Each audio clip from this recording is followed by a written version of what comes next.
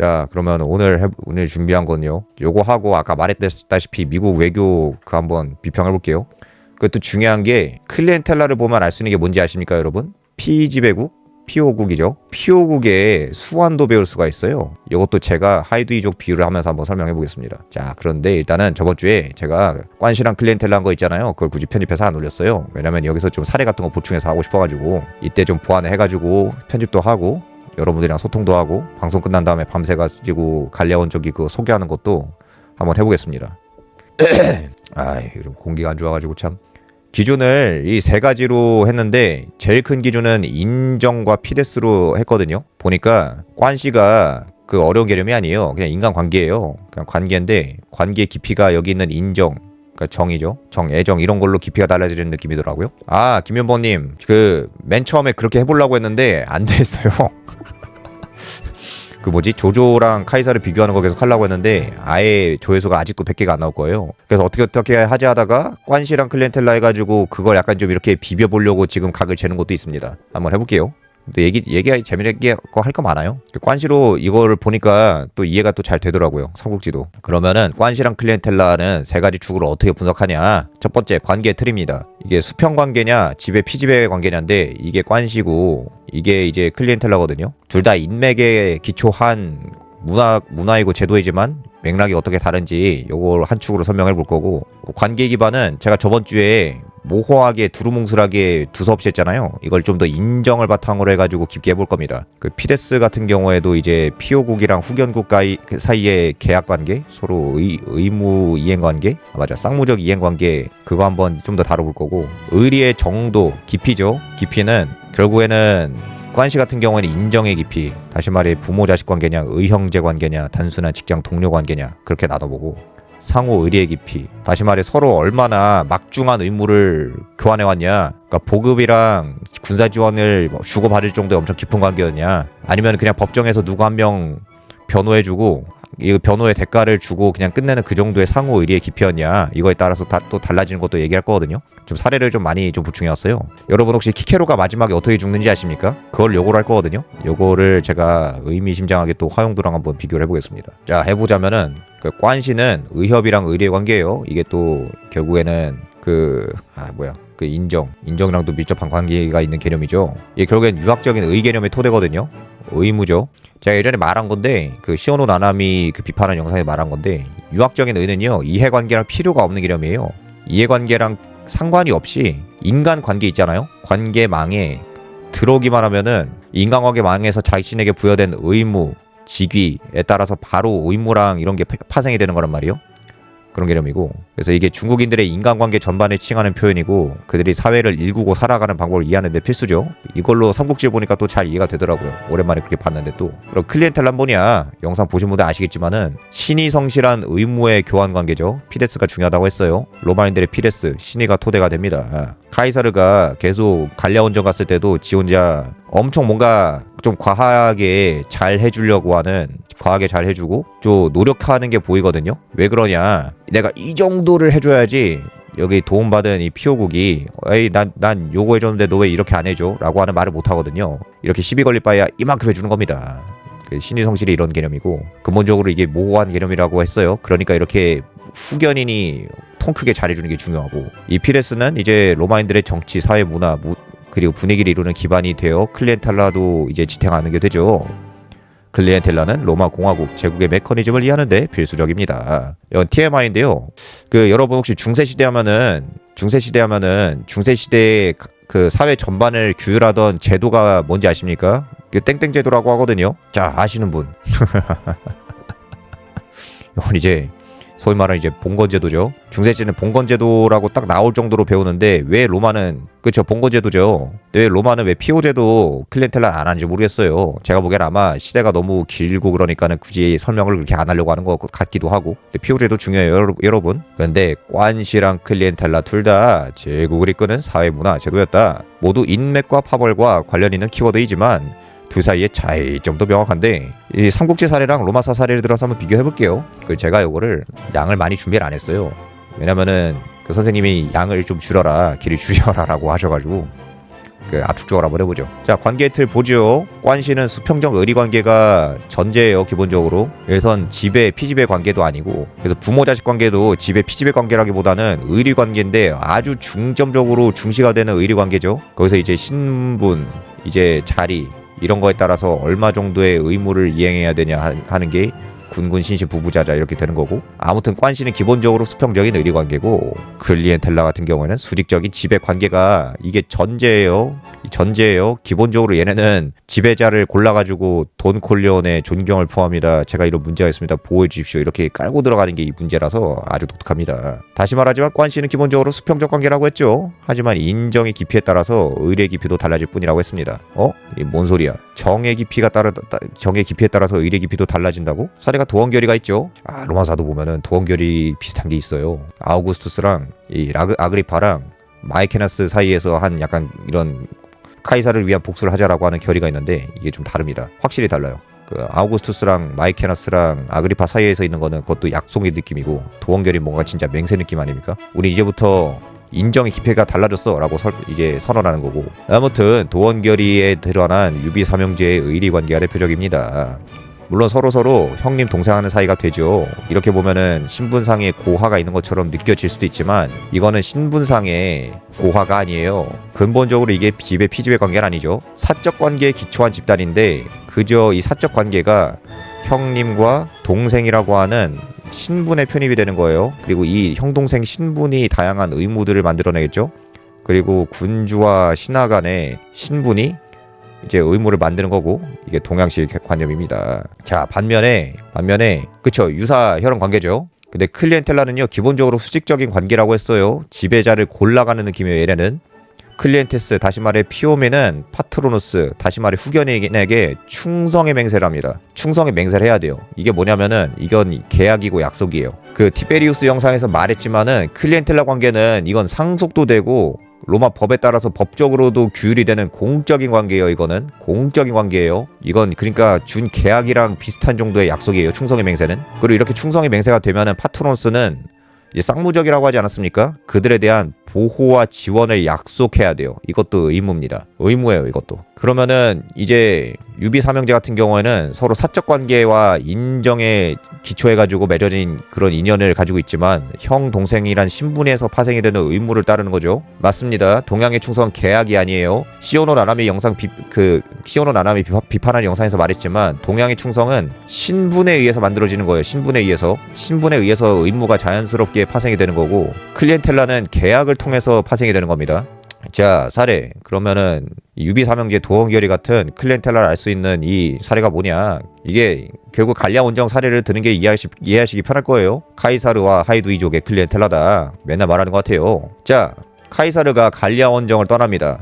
근데 요거는 제가 왜군의 병참이랑 비교한 영상에서 말했어요. 왜군이랑 다르게 로마군은요 장거리 원정에선 항상 이건 빠짐없이 항상 피오 부족을 만들려고 해요. 항상 피오 부족을 만들고 갑니다. 왜냐? 얘네들로부터 보급을 받아야 되거든요. 보급, 후방 지원 등을 받아야 되죠. 보급과 후방 지원을 받기 위해서 장거리 원정 가면 항상 가는 곳마다 피오 부족을 만들어가지고 얘네 주둔도 시켜주고 보급도 받고 하는 거예요. 그러면은 얘네들로부터 충성의 맹세를 받아야겠죠, 그렇죠? 얘네가 없으면 원정 자체가 안 되는 거를 로마군은 이미 알고 있습니다. 그래서 갈리아 원정 1년차에 하이두이족의 충성의 맹세를 받기 위해, 다시 말할게요. 하이두이족을 피오 부족으로 완전히 복속을 시키기 위해, 충성의 맹세를 받기 위해 하이두이족을 보호해주는 모습을 보여야만 했습니다. 이게 되어야지 이제 카이사르가 하이두이족을 굴복시키고 피오 부족으로 삼는 명분이 되는 거죠. 계약이 성립하는 겁니다. 그래서 첫 번째로 드러나는 모습이, 이제 여러분들이 갈리아 원정 보실 때도 이런 거 중심으로 봐보세요. 이게 보는 게 이게 틀려질 겁니다. 파트로누스로서의 의무를 이행하는 모습을 보여야 돼요. 하이두이족은 카이사르가 헬베티족, 스위스에 있는 족이죠. 얘네로부터 자신들을 보호해줬으며, 심지어 하이두이족에 있다고 알려진 부족인 세콰니족까지, 사실 이건 휘하 부족은 아니에요. 대립하는 부족이었는데 이걸 가지고 이제 복속을 시키려고 하는 거거든요. 제가 이따 좀 더 자세하게 말해볼게요. 현대 한국은 하이두이족의 외교 수완을 배워야 돼요. 하이두이족이 세콰니족한테 두드려 맞고 헬베티족한테 두드려 맞는 그냥 강소 그 갈리아 부족이었는데, 이 클리엔텔라적인 외교 수완을 얘네는 알고 있어요. 로마인들은 알고 있기 때문에 이걸 활용해가지고 순식간에 갈리아에서 가장 명망이 높은 이런 피오 부족으로 쭉 올라갑니다. 그리고 그걸 카이사르가 만들어주죠. TMI고 아무튼 카이사르가 휘하 부족에 있다고 알려진 우기는 세콰니족까지 게르만족으로부터 해방시켜준 걸 확인합니다. 그러니까 카이사르가 하이두이족을 이제 헬베티족으로부터 보호해주고 그리고 세콰니족까지 게르만족으로부터 지켜주죠. 다시 말해 카이사르는 파트로누스로서의 의무를 수행했습니다. 따라서 파트로누스는 클렌테스들을 보호해주는 의무를 이행했죠. 그럼 이제 뭘 요구할 수 있습니까? 이제 그들로부터 충성의 맹세를 받는 거예요. 충성의 맹세가 이루어지면 그때부터 이제 계약이 성립한 겁니다. 서로에게 거의 법적으로까지 구성력이 있을 정도로 예를 들어 파트로누스가 보급을 요청하면 얘네는 줘야 되고 그 얘네가 파트로누스한테 보호를 요청하면 보호해주고 보조금 주고 그렇게 해줘야 되는 거죠. 재판도 해주고. 두 번째, 그래서 뭐 카이사르가 지켜줬는데 그럼 하이두이족은 뭘 해줬냐? 계속 말했죠. 카이사르에 대해서 존경의 표시를 합니다. 갈리아 원정이 1년 차부터 계속 나와요. 존경하는 카이사르, 뭐 로마인들의 우린 로마인들의 뭐 친구고 그들의 헌신이자 뭐나 하는 이런 이쁜 소리 막 해줍니다. 이게 다 결국 존경의 표시고. 그가 이끄는 로마군에게 원 없이 보급도 해주고 지원 병력도 여럿을 보내줘요. 김용범님, 그 얘기 왜 그 질문이 안 나오나 했습니다. 제가 김용범님한테 100점 점수 드릴게요.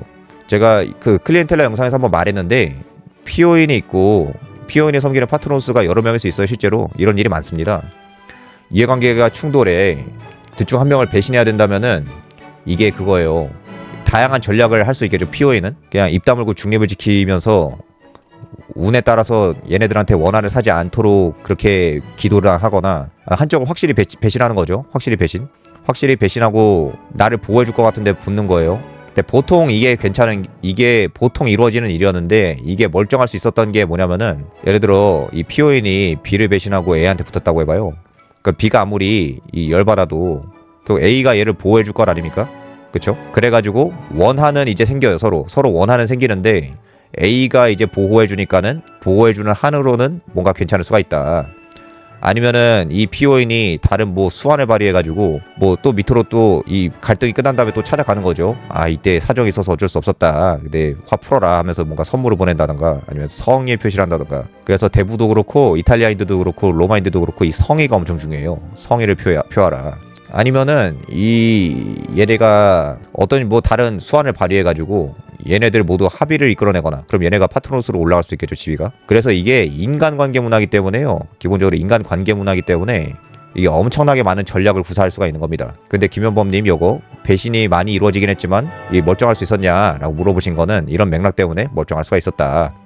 근데 제일 애매한 건 그거겠죠. 이 1번이 제일 좋을 수 있는데 제일 안 좋을 수 있는 거예요. 왜냐면은 A랑 B 모두를 열받게 할 수 있는 전략이잖아요.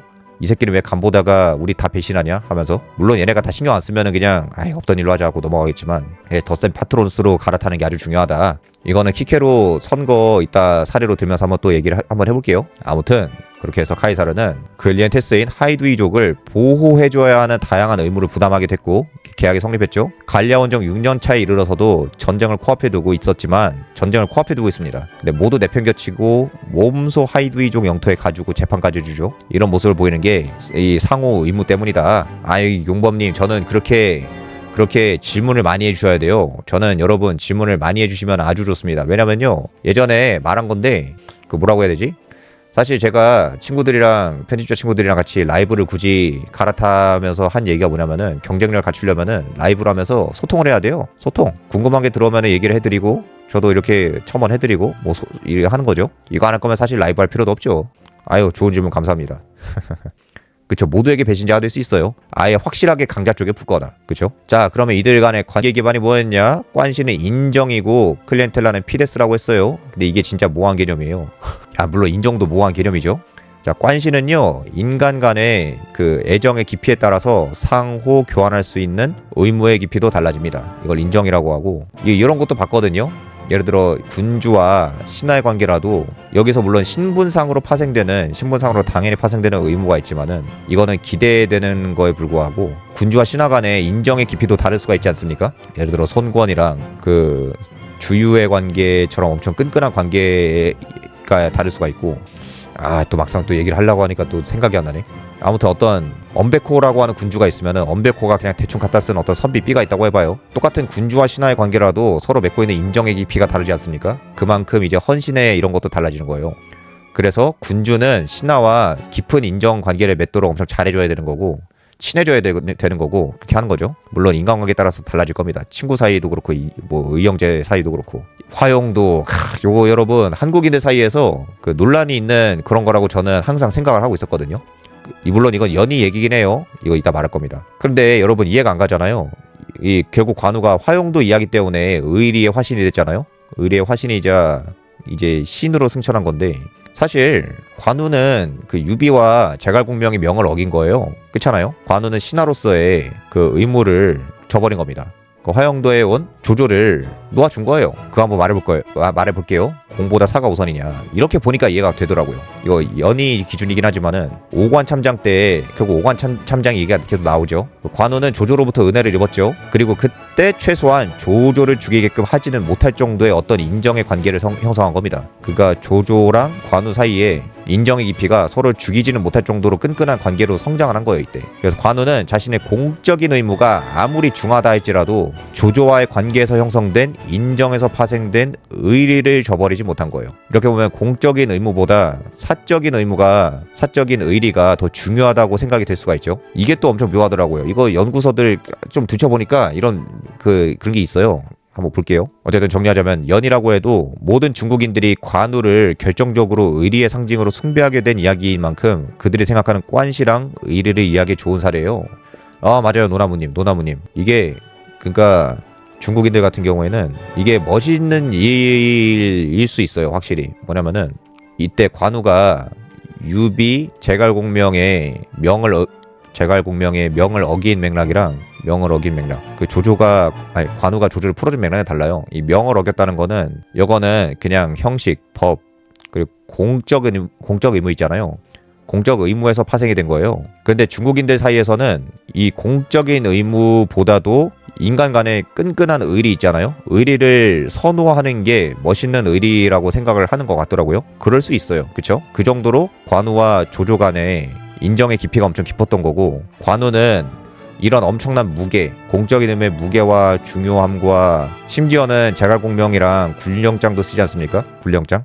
이런 엄청난 중요한 이런 무게가 있었음에도 불구하고 의리를 중시했다는 논리가 되는 거예요. 그쵸? 관우는 이런 엄청나게 중요한 공적인 의무와 심지어 자신의 목숨, 굴령장 썼으니까요. 목숨보다도 인간 간에 지켜야 할 의리, 의협 이거를 중시한 엄청난 의인이다라고 하는 그런 게 되는 거죠. 그렇게 보면은 노나무님이 말씀하신 것처럼 중국인들 간에는 그러니까 공적인 의무가 우선이 될 수 있는 선이 있는데 공적인 의무보다도 더욱 중요시하게 된 어떤 인간관계의 깊이가 되면은 이거를 추구하는 게 맞다라고 하는 그게 전제가 되어 있어요. 이게 있더라고요. 물론 이게 흔한 일은 아니에요. 왜냐면은 이게 멋있어 보이는 전제가 있을 거 아니에요. 그 전제가 뭐냐면은 당연히 공적인 법적인 의무가 우선이죠. 당연히 이게 당연히 디폴트로 이게 우선인데 인간 간의 의리 그리고 인정의 깊이에 따라서 이것보다 더욱 누군가를 소중하고 중요시할 수 있다라고 하는 이 선으로 넘어가는 것 이게 멋있는 겁니다. 그래서 기본적으로 이게 좀 이중적이라고 볼 수는 있는데 이 공적이고 법적인 의무 같은 경우에는 좀 기본적으로 차갑게 느끼는 것 같고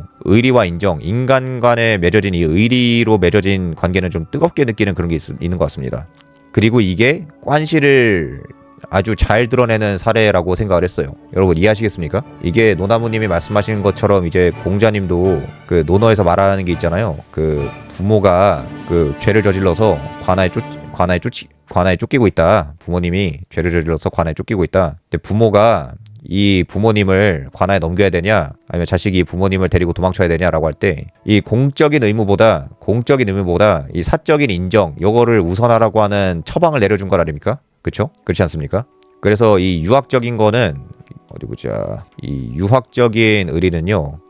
이 유학적이기 때문에 인간 간의 그 관계성이랑 뭐라고 해야 될까요? 조화? 이런 걸 엄청 중시하는 것 같은 그런 게 있습니다. 이걸 한번 이해하면은 관우의 그런 기행 같은 것도 이해가 되더라고요. 그리고 공자가 또 말하잖아요. 이게 우선이 되어야지 법도 의미가 있고 나라도 의미가 있는 거다. 그래서 제가 보기엔 이런 유학적인 전통에 따라서 인간 간의 의리랑 애정에 기초한 이런 의무 같은 경우에는 엄청나게 따뜻하게 느껴지는 것 같다. 중국인들 사이에서는. 요거는 이따가 또 말할 일이 있을 겁니다. 사례를 또 계속 가져왔기 때문에. 자, 하지만 클리엔텔라는 파트로누스와 클리엔테스 간의 상호 의무의 교환이죠. 의무의 교환입니다. 더 쉽게 말하면 이건 계약 관계죠. 상호 간의 의리도 이제 파트로누스와 클렌테스 간의 의리도 교환된 의무의 무게에 따라서 달라지는 거예요. 노나무님 항상 느끼는 거지만 정말 인문학에 대한 소양이 깊으시군요. 항상 볼 때마다 놀랍니다. 훌륭한 그런 정의였어요. 또 이제 카이사르랑 하이두이족의 사례인데 그 다음에 이제 키케로 거 얘기해 볼 거거든요. 자, 카이사르는 언제나 갈리아 피오 부족들에게 이래도 되나 싶을 정도로 통 크게 호의를 베풉니다. 통 크게. 예를 들어 군사 지원도 해주고 보조금도 주고 그러니까 법적 분쟁도 직접 해결해주죠. 왜 이렇게까지 설레발도 아니고 오바하는 것처럼 이렇게 과도하게 열심히 해주냐라고 하면은 이렇게 최선을 다해서 도와줘야지 카이사르와 피오 부족 간의 클리엔텔라가 무거워지는 거예요. 뭔지 아시겠습니까? 얘가 이만큼 해줬으니까 이걸 받은 피오국 입장에서는 나도 이만큼 받았으니까 이만큼 해줘야지라고 하는 이만큼 해주는 그 논리가 성립을 하는 거죠. 맞아요, 김영범님. 더 강한 호의가 더 강한 충성을 보장하는 거죠. 그래야지 카이사르가 피오 부족들을 더 강하게 통솔할 수가 있고 피오 부족들로부터도 더 많은 지원을 기대할 수가 있는 겁니다. 이해하시겠습니까? 그래가지고 한 번 통 크게 해줘야 되고, 그래 아까 말했지만 이건 피데스라고 하는 게 그러니까 신의 성실이라고 하는 게 모호하기 때문도 있어요. 예를 들어 똑같은 정량적으로 따졌을 때 똑같은 크기로 보이는 것만 이렇게 해준다고 하면 문제가 없겠죠. 예를 들어 100만원 빌렸으면 100만원 갚아야 된다 이런 건 쉬운데, 중요한 거는 정량적이지 않은 것들이 있지 않습니까? 예를 들어서 얘 결혼할 때 뭐 주례를 서렸다라고 하면은 얘가 얘로부터 주례를 서주는 의리를 받았으니까 얘도 뭔가 그 정도 해줘야 될 거 아닙니까? 근데 어느 정도가 주례를 서주는 정도로 보답을 해줘야 되는 거지?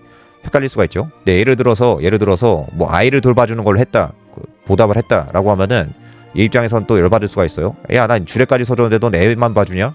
모호해지지 않습니까? 얘는 그래도 그 정도면 내가 신의 성실하게 다 한 것 같은데 그게 뭐 신의 성실하지 않은 거지라고 서로 투닥투닥하면 답이 없잖아요. 그러니까 명망이 있는 파트로누스는 이런 논쟁이 아예 성립하지 않도록, 얘가 아예 그런 논쟁도 성립을 시키지 못하도록 요만큼 받아도 이만큼 주는 거예요. 그럼 아예 그냥 우길 수가 없잖아요. 예를 들어 주례를 서렸다라고 하면은 얘는 보답 자체를 아예 그냥 한 집사라고 1억 원 빌려주는 급? 너무 오반가? 아무튼 그런 게 있다. 그래서 의무 간의 무게, 비율 이런 거를 가늠하는 게 아주 중요한 거고. 자, 그런데 그렇게 깊은 클리엔텔라가 아닐 수도 있겠죠. 반대로 말하면 이건 이제 배신 얘기인데, 예를 들어서 계산기를 두들겨 보다가 거침없이 배신 가능한 그 조건으로 제가 말한 게 선거제도라고 했어요. 선거제도가 사실 배신을 합법화한 제도 아닙니까? 선거가 배신을 합법화한 거예요. 예를 들어 클리엔테스들이 특정 파트로누스가, 물론 얘네들이 서로 클리엔텔라 관계가 있다고 해도 자신들에게 무관심했거나 이익을 보호해줄 수 없다고 판단되면 그를 가차없이 배신하죠. 그 다른 후보에게 표를 던집니다.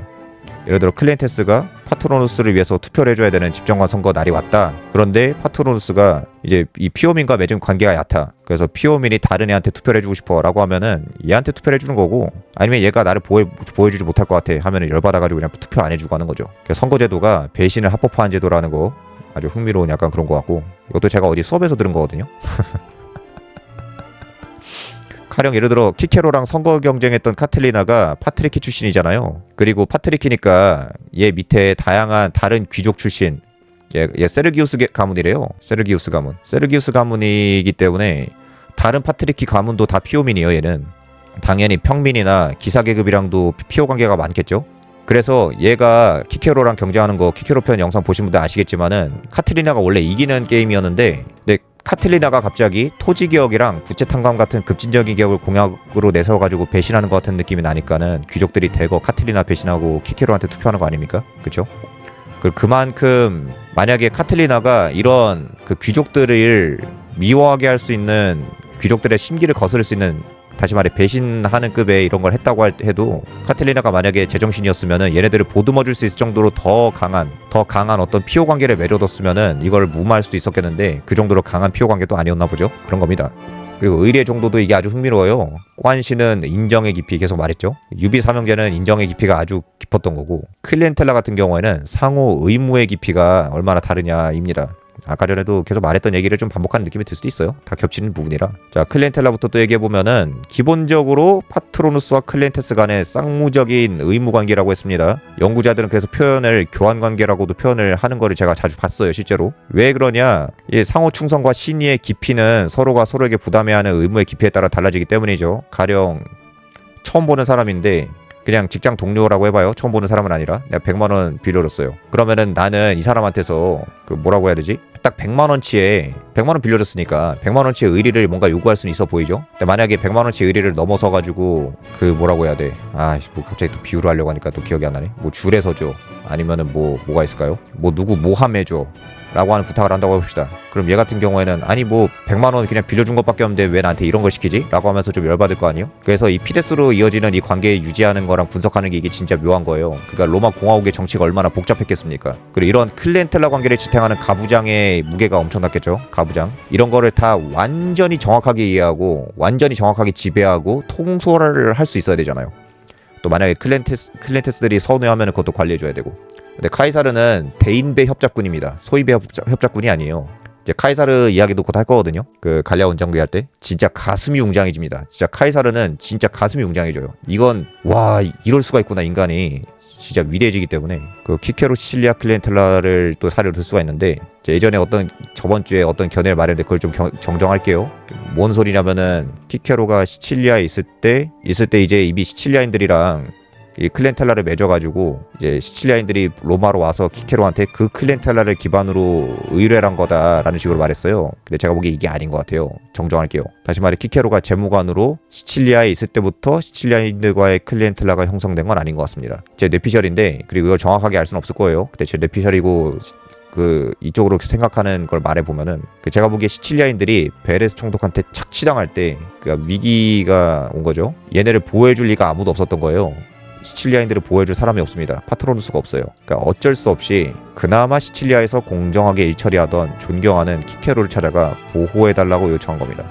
그러니까 클렌텔라가 형성된 거는 베레스 총독 기소 사건 때 시칠리아인들이 키케로를 직접 찾아가지고 보호해 주십시오. 지켜주세요. 우리를 위해서 변론해 주세요. 변론 요청을 받았을 때 클리엔텔라가 형성이 된 것 같아요. 제가 보기에는. 다시 말하지만 클리엔텔라 형성이 베레스 총독 기소 사건 이후로 보이는데 중요한 건 뭐냐. 아무튼 키케로는 시칠리아인들을 멋들어지게 보호해주지 않습니까? 베레스 총독 기소 사건에서 승소해주고 권익도 보호를 해줬죠. 이제 이것 때문에 시칠리아인들도 키케로를 위해서 헌신하기 시작하는 겁니다.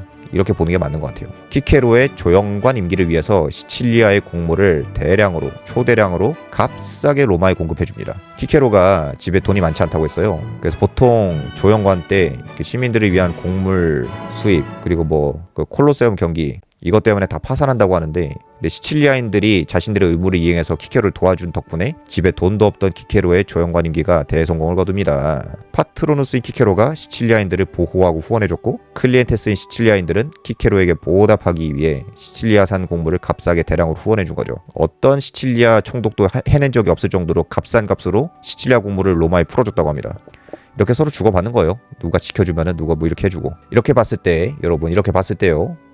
키케로와 시칠리아인의 신의 깊이는 꽤 깊어 보이죠, 그렇죠? 시칠리아인들은 이때 진짜 엄청 화가 난 거예요. 거의 내전을 일으킬 수 있을 정도로 엄청나게 화가 났던 건데 키케로가 이걸 한 번에 해결해 준 거 아닙니까?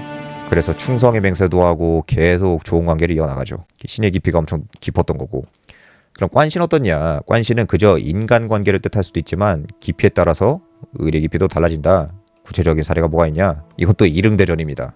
저번 주에 그 시청자분이 아주 흥미로운 견해를 주셨어요. 이릉대전. 자, 그 시청자분의 견해를 받아가지고 이거를 각색해서 가져온 겁니다. 이릉대전도 한국인들이 언뜻 이해하기 어려운 부분이잖아요. 이해하기 어려운 부분이에요. 왜냐? 결국 관우가 여몽한테 잡혀서 사망하긴 했는데 중요한 건 유비가 관우에 복수 한번 하겠다고 온 국력을 총동원해가지고 오나라 정벌을 위한 원정을 감행한 거잖아요. 쉽게 말하면은 객관적으로 정리했을 때 유비가 한 거는 사적 복수예요. 사적 복수를 위해서 국력을 총동하는 겁니다. 여러분 이렇게 할 수 있겠습니까? 예를 들어서 여러분이 황제가 됐는데 내 형제가 죽었어요.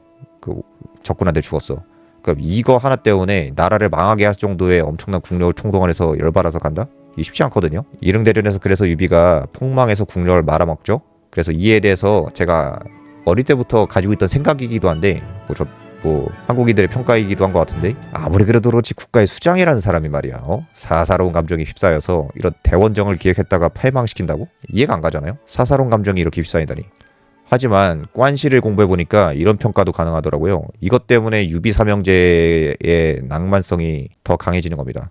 왜 그러냐? 반대로 말하면 유비랑 관우 사이의 인정의 깊이가 우리가 상상할 수 없을 정도로 깊었던 건 아닐까? 이 둘의 관계가 우리는 상상을 할 수 없을 정도로 깊었던 겁니다. 반대로 말하면 이럴 수 있어요. 너는 저렇게 헌신할 만한 동료가 있었냐? 그쵸? 맞아. 유비의 의리를 돋보일 수 있는 전투예요. 둘이 단순한 동료이자 친구를 떠나 가슴 깊이 일체화된 의형제였기 때문에 모든 것을 걸고서라도 관우를 위한 복수를 하고자 하는 것이 유비 나름대로의 의리관이었을까? 이 의관이었을까? 하는 생각이 들더라고요. 그렇죠. 그만큼 유비랑 관우 사이, 다시 말해 유비 삼형제 사이의 관계가 우리 그 한국인들이 생각하는 거를 상상을 초월할 정도로 엄청 깊었던 거예요. 아, 김현범님, 제 생각인데 제 뇌피셜인데 아마 많은 분들이 공감할 수 있을 법한 뇌피셜이라고 생각하거든요. 왠지 모르겠거든요. 진짜 이유는 모르겠는데 예전에도 말한 건데 유독 한국인들이 좀 뭐지? 좀 과한 말을 쓰라면은 편집증적으로 그 법, 공적 의무 여기에 좀 과도하게 좀 그렇게 하는 게 있는 것 같아요. 반대로 말하면은 한반도에 있는 사람들만큼 이렇게 이거를 중시하는 민족이 있나 살펴보면은 일본도 안 그래요. 중국도 안 그래요. 인도가 그런 것 같지도 않고 당연히 서양으로 갈수록 덜 그러잖아요. 이게 진짜 신기한 것 같아요. 한반도 사람들의 이 종특? 좀 논란이 있을 말일 수도 있는데 여러분 그 한국사 배워보시면은 한국은 통일신라 때 진짜 엄청 체계화된 관료제가 이미 있잖아요. 이게 제가 최근에 사실 디스하려고 비잔틴적 행정 계속 디스했잖아요. 비잔틴적 행정을 계속 디스했었는데 근데 이 통일신라에 비하면은 비잔틴적 행정은 사실 이게 엄청 그런 것도 아니에요. 엄청 세지도 않아요. 사실 세지도 않고 체계적이지도 않아요. 그러니까 한반도에 있는 사람들은 통일신라 때부터 이미 이 편집증적으로 법과 제도와 공적 의무에 이렇게 집착하는 모습을 보이는데 아마 한국 종특이 아닐까 싶어요. 제가 보기엔 그렇습니다. 아예 자유롭게 여쭤봐요. 뭐 시청자분들이랑 소통하려고 하는 건데요. 뭐 그래서 이건 제 뇌피셜이었다. 또 편집을 안 할 거다. 안 하고 그냥 올릴 거다. 역으로 잘 안 지켜서 그럴 수도 있겠네요. 아니 물어보세요. 네, 소통하려고 하는 건데요. 뭐 아니면은 그 뭐라고 해야 되죠? 이거 거의 다 하긴 했거든요. 이거 다 한 다음에 한번 받아보죠. 우저님 괜찮으시다면은. 노나무님 맞아요. 고려가 느슨했는데 근데 그 느슨했다고 하는 고려조차도 제가 보기에는 행정조직이 로마랑 심지어 비잔틴 제국이랑 비교해봐도 상당히 체계적입니다. 그 고려조차도. 그리고 그렇게 발달한 게 사실 중국도 그렇게 체계적이지 않아요. 일본도 그렇게 체계적이지 않고 그냥 한반도가 좀 유독 좀 이게 셉니다. 이게 좀 신기해요. 아, 조선이 슈퍼파워죠. 조선이 압도적이죠. 통일신라 때 셌다가 고려 때 조금 약화됐다가 조선 때 팍 세지는데 진짜 조선이 센 거는 진짜 이거는 역대급이에요. 진짜 제가 보기엔 조선처럼 세려면은 거의 근대 시대 그러니까 체계화된 그 서양의 이런 관료제가 등장하기 전까지는 전 세계 최고였다고 생각합니다. 근대화된 이 관료제가 등장하기 전까지는 전 세계 최고였던 것 같아요. 제가 보기에는 절대왕정 때보다도 조선께 훨씬 더 역대급으로 체계적이고 더 강했던 것 같고 진짜 신기해요. 그래서 실제로 관씨가 어려운 부분이 이거라고 하더라고요. 모든 연구소에서 다 말하는 건데 인간관계마다 깊이가 다르잖아요. 아까 말했지만 똑같은 군주랑 신하의 관계도 깊이가 다르고 부모 자식 간의 관계도 깊이가 다르고 친구 간의 관계도 다 달라요. 이것 때문에 관씨가 얕아지면 한없이 얕아지는 관계인데 깊어지면 또 한없이 깊어져서 서로에 대한 의리와 의협이 너무나도 단단해지는 이 특징이 있습니다. 아, 그 조선이 억가당하는 거는 그 관료제 폐기도 해요. 일단 한번 말해보죠. 그것도. 아무튼 관씨가 나타난 이유가 뭐다? 저번 주에 말한 거지만 나라가 너무 넓고 사람이 너무 많아요. 그러니까 결국에 믿고 의지할 수 있는 사람을 잘 고르는 요령이 필요해지는 겁니다. 근데 이 요령 플러스 유학적인 인간관계가 합쳐지면서 그 기준, 사람을 신뢰하고 의지할 수 있는 기준이 그 사람과 자신이 이루어낸 인정의 깊이입니다. 그리고 이것 때문에 상속이 안 되죠. 맞다. 이것도 좀 보충을 해보죠. 클리엔텔라는 이거는 상속된다고 했어요. 어떤 가부장이 이 가문을 중심으로 맺고 있는 또는 가족을 중심으로 맺고 있는 다양한 피호 관계를 유지하고 지휘하고 관리해줄 의무를 부담해요. 그쵸? 그 가부장이 죽어도 또 다른 가부장이 앉아가지고 이거를 계속 관리하는 겁니다. 그런데 관씨는요 상속이 안 돼요. 관씨는 지극히 인간적인 정입니다. 그 정이라고 하는 게 좀 더 강하기 때문에 상속이 안 되는 것 같아요. 제가 보기에는. 아무튼 그렇고 이것도 비유가 계속 나오는 건데 혈연 관계를 중심으로 주변으로 동심원처럼 퍼지는 인정의 깊이가 있대요. 근데 이것도 때에 따라 사람에 따라서 달라지니까 그 사람이 속한 환경과 맥락이 중요하다. 혈연이 제일 중요하고 형제가 중요하고 그 다음에 뭐 직장 동료 사이의 관계가 중요하고라고 하는데 사실은 뭐 이런 비유가 지금 생각해보니까 적절하지도 않네요. 소위 말하는 부모 자식의 관계보다 더 깊은 관시도 생길 수가 있다고 생각하기 때문에 그래서 관시는 서로 간에 이익을 초탈한 아까 말했죠. 이익을 초탈한 의리 관계이기 때문에 유비가 자신의 이익과 상관없어요. 득실과 상관없이 관우에 대한 의리를 지키려고 한 것은 관시를 이해할 수 있는 대표적인 사례라고 할 수 있을 것 같습니다.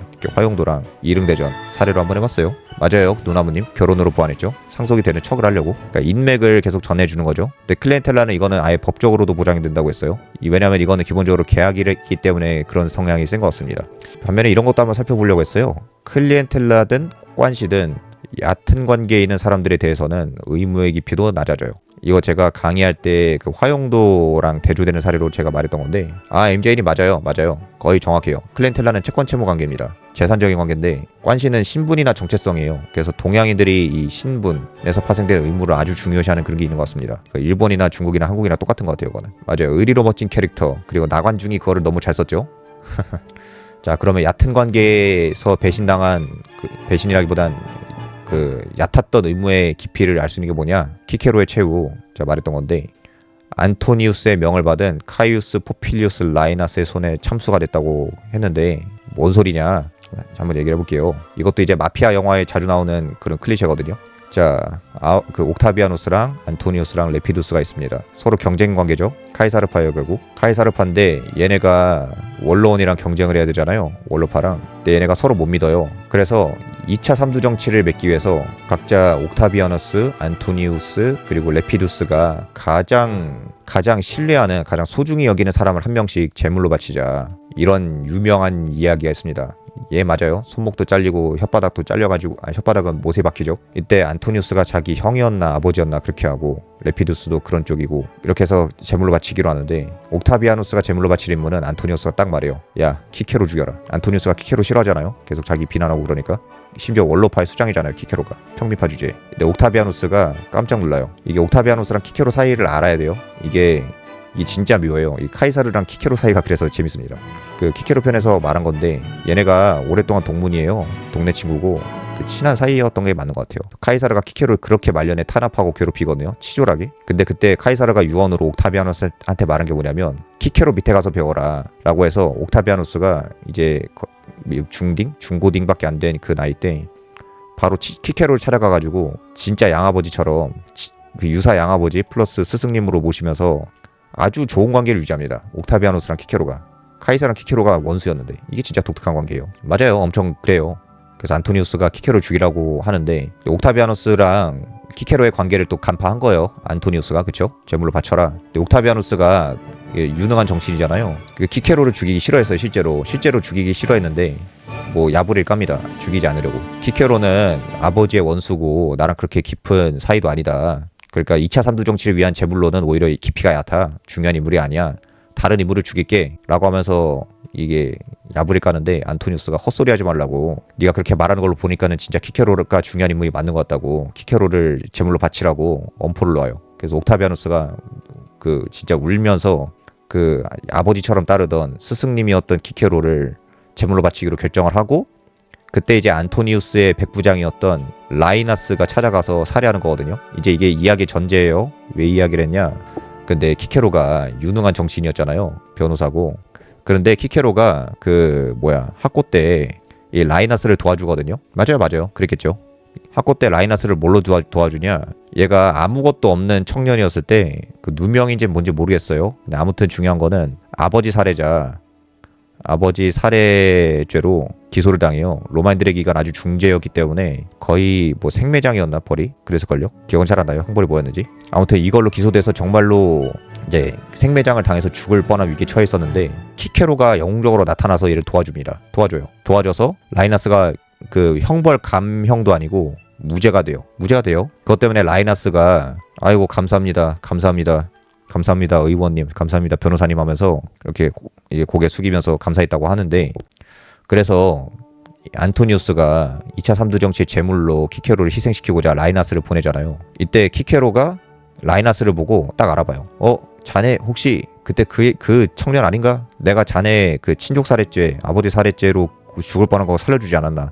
옛 정을 봐서 날 좀 살려주게. 살려줘 라고 하니까 라이나스는 곰곰이 생각을 해요. 생각하는 척을 하더니 아무리 그래도 의원님을 보내드릴 수는 없습니다 라고 하면서 이렇게 겁박을 하니까 키케로가 포기하고 가마 창문에 이거 모가지 이렇게 내놓고 손모가지도 이렇게 내놓고 있으니까 라이나스가 이거 다 쳐가지고 키케로의 최후를 마련해줬다라고 하죠. 아마 라이나스는 이렇게 생각을 했을 거예요. 옹호를 해주자면은 키케로와 자신의 사이에 맺어지는 의무관계가 그렇게 깊을까? 왠지 아닌 것 같아. 안토니우스와의 의리가 더 중요해라고 생각을 했을 수도 있어요. 실제로. 그러니까 더 그려보자면은 라이나스가 이렇게 있으면은 아까 전에 말한 이따가 얘기해 보겠습니다 한 것도 이거였는데 키케로랑 안토니우스가 이제 파트너로스인 거죠. 고민하는 거예요. 누구와의 의리가 더 중요하냐. 근데 아무튼 간에 라이나스는 안토니우스가 더 중요하다고 생각한 거죠. 키케로 푹찍하고. 그 키케로 죽여봤자 안토니우스가 보호해주면 되니까. 죽이려고 작정한 건데 그게 뭐가 중요합니까? 그렇죠? 키케로가 죽기 직전에 옥타비우스 집에서 자살하려고 했다는 글을 근데 그게 제가 알기로는 옥타비아누스 집이 아닐 거예요. 이게 죽기 직전에 계속 피하거든요. 그것도 지명을 까먹었는데 그 뭐라고 해야 되지? 그 해안가에서 이제 배 타고 가기 직전이었던 걸로 기억해요. 그래서 자기 별장 그 버려진 별장으로 이제 도피합니다. 키케로가 버려진 별장으로 도피를 해요. 근데 여기에서 그 백부장을 만난 겁니다. 길이 가로막힌 거죠. 제가 알기로는 이거예요. 그래서 라이나스 입장에서는 키케로와의 의리가 신의가 그렇게 깊지 않았던 것 같다. 근데 키케로 입장에서는 억울할 만하다. 왜냐면 얘가 살려준 건데. 화용도랑 또 비교를 할 수 있겠죠. 화용도랑 비교할 수 있어요. 화용도에서는 관우가 조조와 의리가 있으니까 살려주잖아요. 만약 라이나스가 키케로 살려줬으면은 그 관우 같은 의리의 포지션이 되지 않았을까 싶어요. 아무리 그래도 그 빚진 게 있는데 그렇잖아요. 그리고 관시 같은 경우는 이게 있어요. 촉한이랑 동호의 대립 있죠. 그 유비랑 손관의 관계, 물론 의리가 있는 관계죠. 의리가 있어요. 근데 깊이가 낮은 의리 아닙니까? 그래서 둘의 관계가 말 그대로 직장 동료로서의 의리에 불과했고, 그러니까 얘네들의 의리는 딱 그냥 조조랑 싸울 만큼의 의리였던 거예요. 이게 필요가 없어지면 서로 배신할 수 있는 정도의 깊이, 그 정도의 낮은 관시, 일이 끝나면 서로 대립할 수 있을 정도의 얕은 관계에 불과했다. 이렇게 마치면 될 것 같아요.